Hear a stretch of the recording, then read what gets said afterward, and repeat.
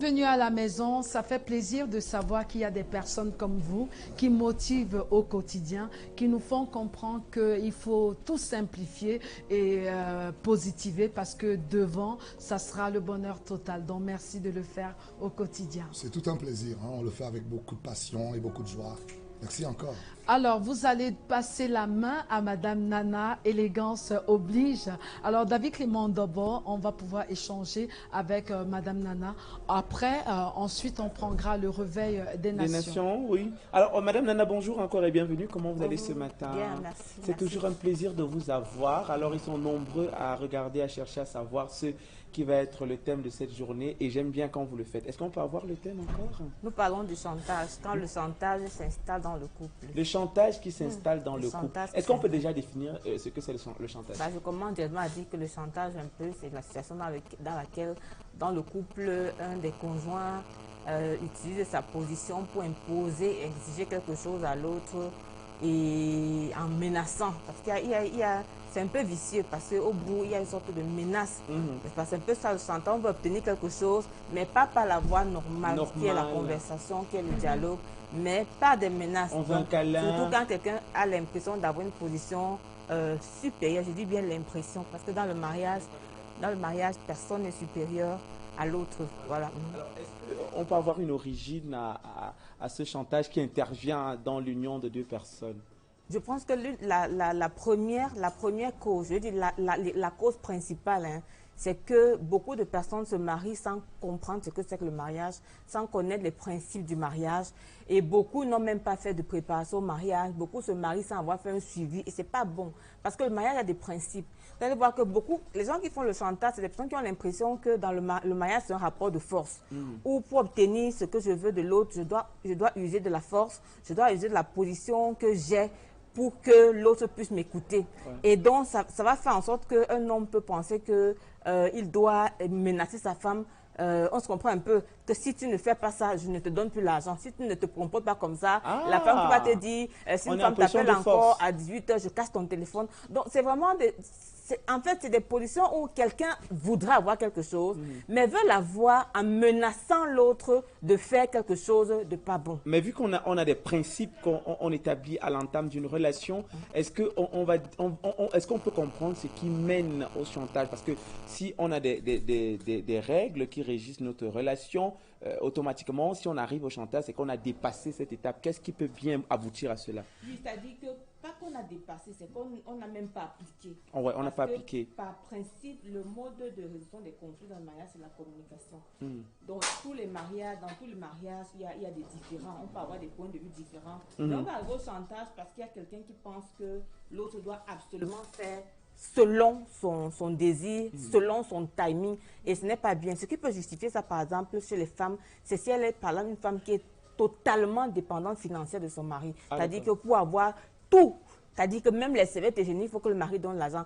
Un mari qui peut utiliser cette position pour dominer et dire, si tu ne fais pas, je ne te donne pas. Ça peut être aussi pour le cas d'un mari, par exemple, si la femme a l'impression que le mari est tellement accroché sur le sexe, elle va utiliser ça pour le bloquer et dire, si tu ne me donnes pas l'argent, je porte des pantalons. Je dis, pourtant, en fait, c'est des droits dans le mariage. Même si une femme ne travaille pas, son mari est obligé de prendre soin d'elle. Oui, même si elle travaille. Je dis, même si elle ne travaille pas. Parce qu'en fait, dans le mariage, je dis, même dans le mariage, quand on est dans la communauté des biens, le revenu de l'homme n'est pas son argent, c'est le revenu du couple. Donc, il n'a pas le droit. Le revenu de la femme, alors, madame Nana? Oui, mais c'est le revenu du couple, même si elle travaille. Je parle des cas où c'est le chantage. Donc, j'essaie de dire que même si un mari a l'argent, il ne va pas utiliser cette position d'argent pour dire à sa femme, si tu ne fais pas ça, je ne te donne plus l'argent de coiffure. Parce que c'est son droit de prendre soin de sa femme. Tout comme pour le mari, la femme a le devoir de se donner à son mari, sans dire à son mari, si tu ne me fais pas ça ou ça, je vais porter beaucoup de pantalons jeans, ainsi de suite. Donc on ne conditionne pas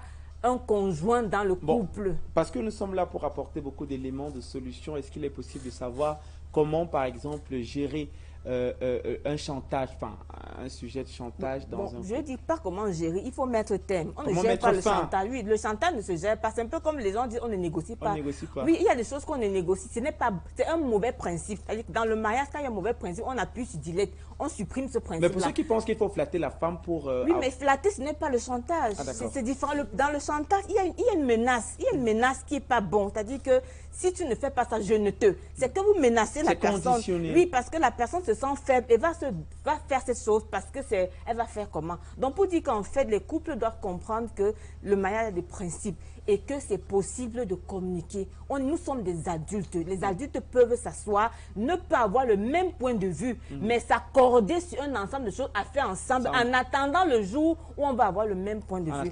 Et donc, on doit communiquer. On doit pouvoir se faire confiance, de telle sorte que même si on n'a pas le même point de vue, je crois quand même que tu ne me veux pas du mal. Et donc, même si on n'est pas d'accord, essayons d'évoluer dans le couple. Et je voudrais dire la dernière chose, Jean, pour dire, il n'y a pas une école où on apprend à être un bon mari. Les gens ont fait des études pour être des bons informaticiens. Il y a beaucoup d'études d'écoles qu'on fait pour être professionnels. Les gens ont besoin de se faire suivre. Beaucoup de problèmes que les gens ont dans les couples, c'est parce qu'ils n'ont jamais appris ce que c'est que les principes du mariage. Et chacun pense que quand il va arriver dans son mariage, il va faire de son mariage ce qu'il veut. On ne fait pas seulement ce qu'on veut. Parce que le mariage est une institution qui a des règles. Et soit on les connaît, on les applique, on est heureux. Soit on ne les connaît pas, on essaie de se débrouiller. Et bienvenue la catastrophe. Bon, on va dire que pour des personnes qui ont également des problèmes de chantage, bien qu'ils traversent ce genre de crise, c'est possible.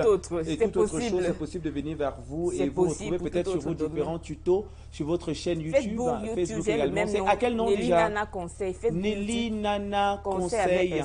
Tout en rappelant qu'on vous retrouve ici chaque jeudi dans le cadre de l'émission Nous chez vous. Aujourd'hui, on parlait du chantage dans le couple. Voilà. Alors, on vous remercie d'être passé. Une personne peut-être qui ne va jamais laisser le chantage passer. On va dire qu'on l'appelle l'apôtre Nken, que Dorette va certainement gérer parce qu'avec lui, on ne gère pas le chantage avec le diable. Rien n'est à gérer. C'est ça, l'apôtre.